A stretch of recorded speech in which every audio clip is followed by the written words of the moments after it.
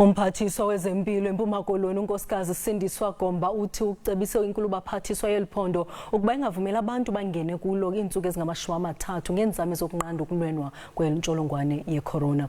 Kuza njengoko sele kukho umuntu wesibini osululeke-yilentsholongwane nobetyelele eliphondo ephuma kwilizwe lase-Jamani. Kuthenxwe kwizitrato zaseMonti nanjengoko amalwandle neendawo zolonwabo eziquka ubuhlanti zivaliwe.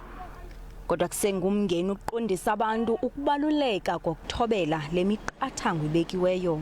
Nango siyazama ubanqanda baba bangangena emanzini mari bathi bova utywala bangene. Nangona kwimiqathango ebekiweyo ngakwezokhenketho, kodwa kumkhenketho ofunyaniswe enalentsholongwane eMonti. Kuthiwa lo mkhenkethi bephakathi kweqela labakhenkethi bebesuka eJamani bagqitha KwaZulu-Natal.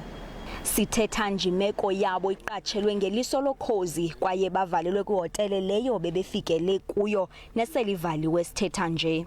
Myself and the Premier this morning we spoke exactly on the issue that maybe what would actually assist in this predicament would be a total lockdown of tourists, up to a point where it suggests that whoever is outside the boundaries of the Eastern Cape must not be allowed to come in. Iphondo ke likhupha umyalelo ongqingqwa ngakwabo babona ithuba lokusamakhwenkwe entabeni ngeli xesha likaxakeka.